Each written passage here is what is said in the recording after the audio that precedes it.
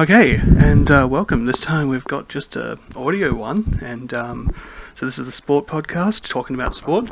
I'm Dom Illich, an occasional writer here at Pathetic Industries. Joining me as always is... Jack Anderson, occasional actor from Pathetic Industries. Okay, so let's just dive right into it. Actually, no, let's start a little less formal, a little more formal. How are you? I'm good. I'm quite good, actually. Yeah, heat sucks, but inside it's cool. Yeah, no, that's good. That's good. Okay, EPL. Let's move. All right, yeah, EPL coming up this week is basically, with the exception of Sunderland v Stoke and Man City vs Tottenham, pretty much all one-sided games. There's not much to look forward to for the neutral here. Yeah, I mean, let's look. Manchester United will beat Cardiff. We can hope. Yeah, we hope. Newcastle will beat Norwich there. Arsenal, Southampton, Fulham over Swansea? No, it's Swansea over Fulham. Swansea's very good at home. Okay, and Crystal Palace, Hull, the matchup of the week. Yeah, Hull's been really good. They even beat Liverpool early in the season, and they have a particularly strong sense of flair, the ability to get something done from nothing, whereas Crystal Palace is just, bad at everything. I guess Liverpool, Everton is probable. Maybe Tottenham, Man City, but Liverpool, Everton, Tottenham, Man City seem like the games of the week. Yeah, the Merseyside Derby is always good. Okay, and so we've got Aston Villa, West Brom. Aston Villa. You got Aston Villa? West Brom? Actually, West Brom played well against Everton. But West Brom is good at home. Away from home is when they lose. That's why they're never really contenders. And Chelsea, West Ham? Chelsea, yep. And Sunderland, Stoke? Probably Sunderland. Stoke doesn't travel very well, and they're let's throw the ball to the box whenever he can. Strategy just lets him down all the time. But either way, I mean, there's definitely, there's some good games. There's at least two good games, I think, in that lot. I think you'll also enjoy the Arsenal-Southampton game because Southampton has a particularly good defence and they're very good on the counter-attack, so that means they'll be able to shut down Arsenal very well. Well, they're not a bad team. They've been playing fairly well. Yeah, I mean, they're in the top four for quite a while as well. Yeah, so that should be a decent game. Yeah. But, okay, so this week we're going to start our fantasy EPL. We'll do that now and then we'll get into the games a bit more. This week Jack is picking first. He will pick his keeper. Alright, I'm going to go with Wojciech Szczesny from Arsenal, just because he's very good at keeping clean sheets and he's got some of the best defenders in the league in front of him, so it's an easy job for him. I'm going to go with Joe Hart for Man City. Really, I'm just looking at the matchup. It's a really important matchup for Man City, and I think that they're going to want to win. They would rather win 1-0 than sweat it out. Big game brings out the best in big players. Yeah, exactly. He's only had 5 clean sheets, though. That's what I'm worried about. Yeah. Okay, so my turn next, because I picked defenders first. Yep. So I'm going to go with Branislav Ivanovic from Chelsea. Yep. What? It's an easy pick. And Adrian Mariappa from Crystal Palace, because I honestly think the whole Crystal Palace game will be a draw. A 0-0 draw. Yeah. Okay, you get to pick defenders. Alright, well, I'm going to go with Coleman from Everton. He's actually probably been one of the best in the league so far. So much that in the game against Liverpool, he's probably a standout. So I'm going to go with him. And I'm also going to go with Leuven from Southampton, because they're going to get a lot of dispossessions in Arsenal. Arsenal loves to pass. So you're looking for tackles there? Yeah, I'm looking for tackles and interceptions, not clean sheets. But yeah. Well, you're hoping not for a clean sheet. Oh, yeah. Alright, you get to pick midfielders now. Alright, well, I know this is going to piss you off, but I'm going to pick Eden Hazard. Yeah, he sent me those picks late last night, and I'm like, damn, I wanted Hazard. Yeah, Hazard, they're up against an easy team. Why wouldn't you pick a good Chelsea midfielder and a goal-scoring machine? And I'm also going to pick Cabo from Newcastle, because they're up against Norwich, and, their defence was pretty good at the end of last season, but that was led by Basong, and he's really just gone to hell ever since this season started, so I think Newcastle's going to have a good goal-scoring experience, and at the very least, they're going to have a few assists, so the midfield's a good one to pick from. Cabo's been doing well. Yeah, no, that's definitely a good pick. The Hazard one I know is a good pick. I mean, my turn to pick... midfielders, sorry. Yeah. I got to pick midfielders. I need midfielders. Oscar from Chelsea. I'll go with the other talented Chelsea midfielder. Yep. And a West Brom player, because I was really impressed with how they played Everton. So I wanted to pick one from the midfield. Zoltan Gera from West Brom. Yeah, that is a good pick. And if West Brom does show up, it's going to be a great pick yeah, for you. yeah. I'm just worried that they don't travel very well. But if they do well away from home, Well, yeah. I keep forgetting who they were playing. They were playing. Oh, they're playing Aston Villa. They could win that. That's definitely yeah. So I mean, I'm hoping for. All right, and I get to pick forwards first. Now, my first pick was one that you originally wanted. Yeah. Danny Welbeck from Man United, because they're gonna well, if logic dictates, they're gonna absolutely slaughter Cardiff. I mean, when Cardiff took them on at home, they did pretty well. But now a different beast playing him in Old Trafford. And you get the feeling that ever since that they lost the semi-final against Sunderland 2-1, was it? Man U? Yeah. No, sorry, that was the FA Cup match. Yes. We talked about this one. FA Cup match, they lost 2-0 to Swansea. Yeah. Capital One Cup, they lost 2-1 to Sunderland. And then the next game in the Premier League, they beat Swansea at home. So I think that got the monkey off their back a little. They're going to feel confident coming to this game, and it's not a difficult opposition. Yeah, exactly. I mean, Old Trafford will riot if they lose this game, so I'm expecting plenty of goals from Welbeck. And my other forward, even though he's got a tough team this week. Liverpool were playing Everton. And Everton, as you know, you brought it up earlier. Best defense. One of the best. But I'm picking Luis Suarez. He's just a goal-scoring machine. Yeah, exactly. You give him the ball in the final third, 4 defenders around him, he could still score. Yeah, no, I would definitely. I'm betting on that. I mean, he's too good not to at least have a couple of good shots. Yeah. All right. Well, I'll pick fourth now, and I quite like Swansea at home, so I'm going to go with Bonnie for their forward. He's not terrible. He's not great, but I think it's a reasonable pick to grab him, just because they're good at home. They'll probably win the game. And my other pick's going to be Lukaku, on loan from Chelsea to Everton, because he's just a machine. Put him on for 90 minutes, he'll play the full 90 minutes. He'll be an impactful player for the full 90 minutes, and he'll get a goal. So they're up against Liverpool. Yeah, they're up against Liverpool. I was about to say, how would you rate Liverpool's defence? They are actually they're fourth at the moment, I think, on 43. Yeah, Liverpool's defence isn't bad, but they also, when teams really start to pressure them, their defenders start to crack. So I think with Everton's good ability to just keep the pressure on until the defence cracks, that's how they score. And given that's how Liverpool concedes, it just adds up. So Everton will get a good goal. Okay. Now, either way, so that's our fantasy done. We use our own rules. We created them ourselves because it's just between us. So we try and make it, So we only pick, as you saw, 1 keeper, 2 defenders, 2 mids, and 2 forwards. We've got our own point system. Yeah. And, so this is the start of the EPL 1. We'll have Super Rugby, and we'll even have one for the Tour of South Africa. I'm picking Dale Steyn every test. No, Philander. Okay, all right, let's move on. We'll keep with EPL for a little. We got a little more time today. Yeah. All right, so let's just go through. So I think that the Man City, Tottenham, and Liverpool, Everton are the 2 best matchups. So, and you had one more to add to that, wasn't it? Arsenal, Southampton. Southampton, Arsenal. You should really say the home team first. Okay, so as I said, so we'll talk a little about. Which one do you want to talk about, actually? I got to say the derbies I want to talk about. All right, well, you kick it off. All right, Liverpool-Everton. At Liverpool, it's going to be a close game for them. I mean, the derby is always a good one. Yeah, I mean, we'll just go. We've got a computer right in front of us. We can always look these things up.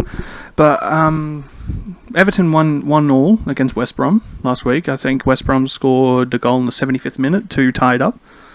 So, they're coming in from a draw. They won their last match against Norwich, though. And Liverpool's coming in from a 2-2 victory. 2-2 victory. 2-2 draw. 2-2 draw. 2-2 victories would be nice. See, a 1-1 draw with West Brom at West Brom, that's a good result for you. A 2-2 draw with Aston Villa at home, that's a bad result for you. So Everton's coming in riding on... No, they aren't going to be overjoyed, but they aren't going to be upset about their loss. Liverpool's going to be annoyed with their loss, so that can go either way. They can either go into complete FU mode and just destroy Everton, or they can be, riding their laurels the whole game and it'll just go to hell for them. Well, I mean, Liverpool has 2 really quality forwards in Suarez and Sturridge. Yeah. And they can definitely score. And, they've got Gerrard, and as much as, nobody likes him, he's still a good player.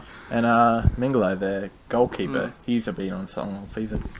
Well, Tim Howard's, he's probably hasn't had his best season. I still think he's pretty good. He's probably, if Szczesny and Czech fall in form, Tim Howard's there to pick up the title of best in 2013-14. Really? Yeah. Tim Howard's been playing really well. He pressures it. Like, if there's a one-on-one between the striker and Tim Howard will psych him out and they'll stop the goal. He's very good at that. That's one of the reasons he's so good. But, I mean, on paper, looking at the lineups, I mean, you look at it and you see that 3 of the 4 defenders for Everton were in the Team of the Year for 2013 of the Premier so League. that would be Coleman?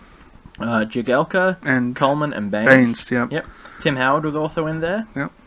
They didn't have many in attack, but now that I've got Lukaku in there, he definitely adds to it. So that's definitely a good a good move from them, wasn't it?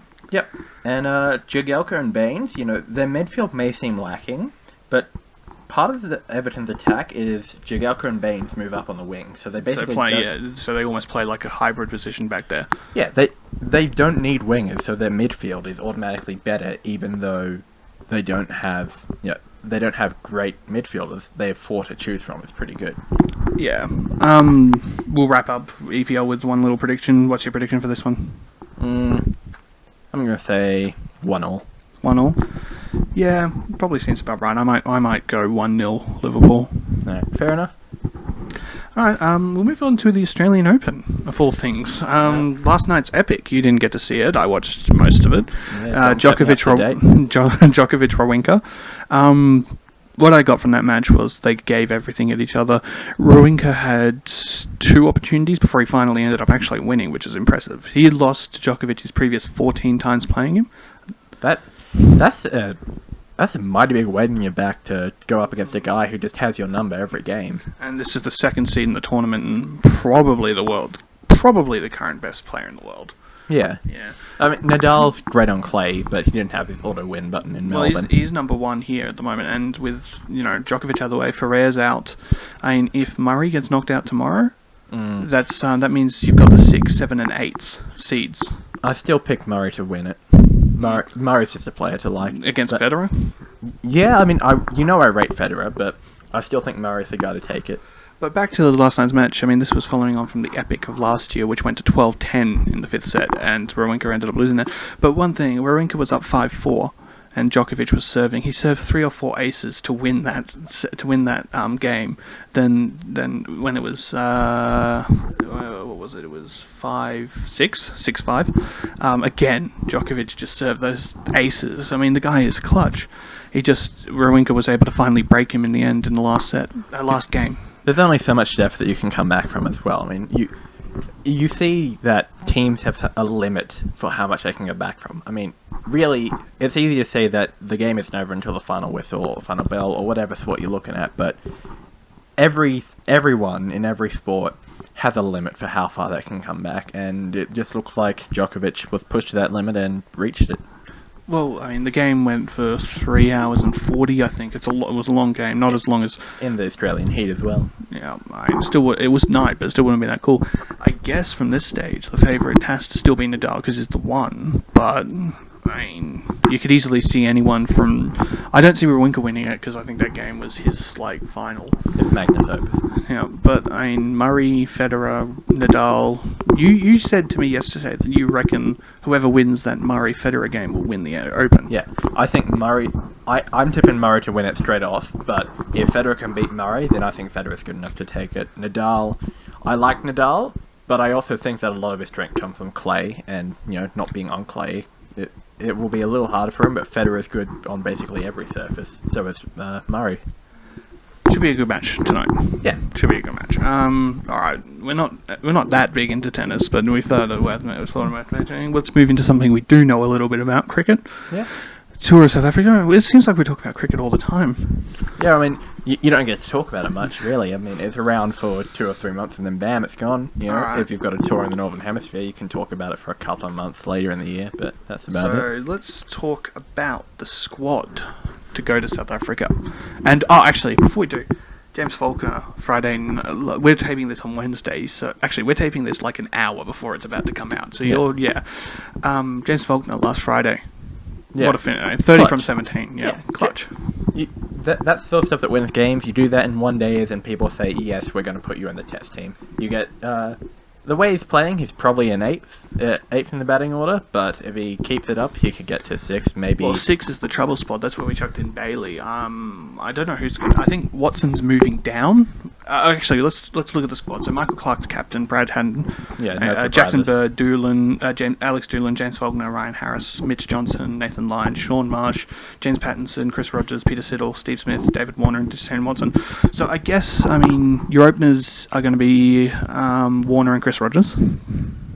There's your openers. Yeah, I was looking. I thought I heard Stark, but no, didn't hear it. So yeah. Yep. Warner and Rogers are your openers. Your 3 is either going to be Sean March or Alex Doolan. Now these are unusual selections. They've only been averaging just over 30. I think Doolan may have averaged about 39 in Sheffield Shield, whereas March was only averaging about 30. Well, Test cricket's a different arena, of course. Well, yeah. Sheffield Shield it's the state tests. Yeah, so it's they'll bring something else out of it, but it's weird to see your option for the arguably the most important spot in the order going to guys who aren't even getting 50s most of the time. Okay, so the bowling, look at because Steve Smith will be in the middle order. Shane Watson, I think, is playing at 6. Faulkner might push that up, but I'm not sure at this point. Faulkner's probably going to be at 8. He's a decent bowler. But is he good enough to... look at it this way. You got Mitch Johnson, Nathan Lyon, Ryan Harris, and Peter Siddle. I just named you 4 bowlers that are probably ahead of James Faulkner as a bowler. Can he crack it with his batting? That's the thing. If it gets to... I think he'll be the 12th man in most of the games. So if we need to bring him in, he'll come in. If it gets to the point where we've already lost a series, it's already 3x against us, then just bring him in, develop the guy. It's not the subcontinent. You aren't going to shatter his confidence, so it's a good time to bring him through. Well, yeah. That one-day game obviously was really important for him. But this South Africa tour, and we'll talk about it when they're actually there. I think it starts mid-February. Yeah, early to mid-Feb. Yeah. I think it's a 3-test series, I believe. Usually that's what they play against South Africa. Yeah. Okay, so if it's 2 tests in and we've lost, then he should start in the 3rd. If it's 2 tests in and it's drawn or we've won... Actually, if we've won or if we've lost, play him in the 3rd. If we're drawn, keep him at 12. Well, look at it this way. I think James Faulkner is a better prospect than Glenn Maxwell ever was in Test cricket, so I've got no problem with him being there. I think that's really all we got to say on that. Weird to see... Weird to see that there's no real push for vice-captain at the moment. Haddon didn't really do too well from what I saw in the Ashes. Admittedly... He played well. Vice-captain isn't that important in terms of captaincy, but... I know, I've never rated Haddon as a potential captain. Don't like him. Steve Smith's the one who's in the ranking. Who's in the rankings, waiting. He's in the waiting. Yeah. But I suppose also going up against the world champion is not the time to be messing around with the team. Oh yeah, but Haddon's not going to last forever, and I can't think of any replacement keepers in the moment. Matt Wade, he can't stump. He can't catch a ball. We've got a year or 2 to sort it out. Okay, let's move on to... We'll do the... NFL, the AFC and NFC Championship games. So the Super Bowl match has been set. It was set on Monday. Seattle Broncos. It's really the result that I wasn't after. I wanted to see the Patriots versus 49ers because, my team lost to the Patriots, so you want to see the team you lost to go all the way. And I've been rating the 49ers pretty much all season, so you think that you get a wildcard team in the final. It looked like it was going to happen, but no. Obviously I watched the Patriots-Broncos match. I'm a Patriots fan. It was sad. It was such a sad match. You could just tell they were never going to win. There was a drive near the end to get it back to... They tried to get back to one-score game. Failed on the 2-point conversion. I don't want to really harp on these 2 games, but I showed you the link of Richard Sherman doing... Yeah, that was a great... Best corner in this game. Don't you talk about me! I just loved Erin Andrews' reaction. Who was talking about you? Everyone be talking about me. You know who you are. She was just trying to calm him down, like he was like an angry child. I don't know with Richard Sherman. I love the idea of him. He's one of those guys, the classic. If he was on your team, you'd love him, but because he's not, He's not, but Yeah. that was the final play. 24 seconds left. Kaepernick went to Crabtree in the corner of the end zone. Sherman tipped it up, intercepted, won the game for the Seahawks, 23-17. It was a pretty good game of defensive struggles. The first Patriots-Broncos game was sad. Looking at where the Patriots go next year, they've got to sign a couple of free agents like Talib, who got knocked out of the game, and you saw what Talib was doing against the Colts. Oh yeah, Talib wrecked the Colts. Yeah, even though T.Y. Hilton had 100 yards, he only had 4 catches, and that was the key. He's a guy they got to re-sign. Edelman's a guy they got to re-sign, who you saw. Blunt is a guy that they could afford to let walk, which is really interesting. I mean, he was not even arguably, he was their best player in the... Offensively, yeah, definitely. I'd say Jamie Collins. Either way. But yeah, this is a guy they're probably going to have to let walk. They don't want to get into a bidding war over it. Yeah, I mean, it's... don't mess with the team, don't risk looking unsettled. Keep team unity. If he doesn't ask to stay, let him go. We'll do a Super Bowl talk about closer to the day, because it's in 2 weeks' time. But, I mean, right now... Broncos? Your Broncos? No. Seattle? Yep, I reckon Seattle beat the 49ers, and 49ers were my pick, so probably Seattle. Yep, and I think Seattle will. I think Seattle will win. I think that they're just too physical, and we'll talk about it more later. But yeah, and I don't want to see Manning win. That's my thing. He only gets one ring. All right. Well, we'll finish up with one more little topic, one of your choosing. Yeah, bloody James O'Connor on his contract over in Europe says, what I'm going to do is I'm going to stay with Irish until the end of 2014. Then I'll come play Super Rugby for a season, be picked for the Wallabies, and go play for Toulon for 3 years. I mean, this isn't the sort of attitude you want from a guy who, is saying, pick me for the Wallabies. I've never rated James O'Connor, and we were talking about it again. We talk about these things before we go and come on to the show. I mean, if you look at it, he's what, the 5th best 10? Yeah, he's in the top 10 at least. 5th best 10, 4th best 12. Yeah, arguable. He'll be in the top 10, but probably in the top 6. 7th or 8th best winger. Yeah, they're easily better wingers. And probably his best position, maybe not his best position. His best position probably is wing. Maybe 12. Who knows? He's a bit of a hard one to read. But his best position in terms of the Wallabies is 15. Which, you've got Mogg, Falau, and even Bernard Foley. Yeah, I mean, I can't even name the Rebel. Who the hell are the Reds going to start at fullback this year? They're going to start Lockie Turner. Who's a winger? He is. Okay. They have 4 back 3 players, and none of them are fullbacks. We keep doing this. We'll get to that in our Super Rugby preview. Coming soon, by the way. Yeah. Coming soon. So, I mean, he doesn't fit in. I mean, he doesn't warrant selection in that Wallaby squad. And even more important, I mean, even if he did fit in, none of the super teams want him. Well, let's look at it this way. The Brumbies would never sign him. Richard Graham hates him. The Force have Carl Godwin. Waratahs... The Force, he burned all his bridges when he was yeah, there. so it doesn't even know Carl Godwin's that big a factor. Yeah. I guess the Tars, because they're New South Wales, but they don't have the money. Yeah, nor do the Brumbies either. And the Rebels wouldn't take him back either. No, once again, he burnt his bridges there, and when he asked to stay, they said, no, you've been screwing around. So he's the Ma'a Nonu of Australian rugby. Yeah, no one wants him, and if he's going to be picked for the Wallabies, it's because the ARU goes to a team and says, look, if you don't pick him, we aren't letting you sign any new players. Ugh, that would be awful. You could see them doing that to the Force, maybe, trying to bully them back into taking him. I think you couldn't see them doing that to New South Wales or Queensland. Maybe the Brumbies, but that would be... Thing is, they couldn't because they don't have the money. They'd bully the Rebels because the Rebels owe the money. The Rebels' plan was, as you said, sign superstars equals win. Yeah. And that didn't work. But yeah, I mean, he doesn't have a place here. Do you know what I reckon he should do? Yeah? League. Not saying league's just an inferior sport. I don't want to get into a code war, but he would be a decent league player, a good 6. Yeah, he would be good at it. But I think if he wants to keep playing Union, he needs to, and he wants to play for the Wallabies. He wants to play in World Cup. He needs to come back this year. I mean, it would be a shock signing as well. Or he needs to, accept that he's not going to be playing in the World Cup and go to Toulon a year early, play for 4 years, make himself, $500,000 a year. Well, what about Rocky? I remember Rocky Elsom was European Player of the Year. Well, Yep, Rocky they Elsom isn't chanted a his name. name. It isn't really a name I like to bring up. But I mean, he was a Player of the Year. He did really well over in Europe. Came back and was a giant bust.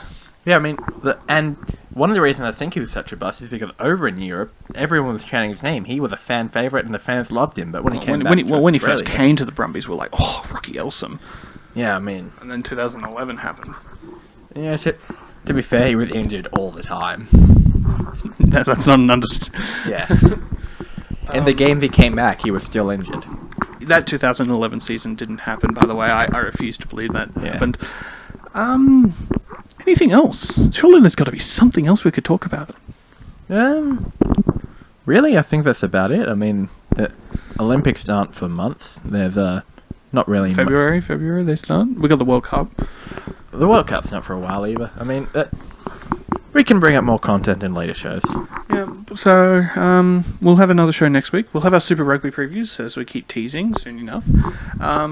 Like, share, subscribe the channel. Look out for podcasts on SoundCloud. Sound and loud. SoundCloud. We've got a video coming out tomorrow. Lachlan talking about stuff. No sketch on Friday.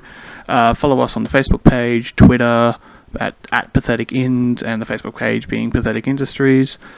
Email address if you want to talk to anyone, pathetic.industries@gmail.com.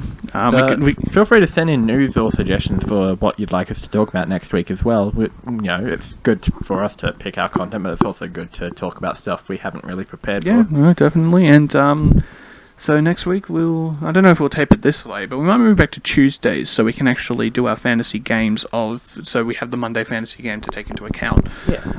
But I mean, yeah, this is pretty much a live podcast. This is going up about an hour after this ends. But yeah, so do all that stuff. Keep on the watch out for sketches, and thank you for listening. And we'll see you next time. I'm out.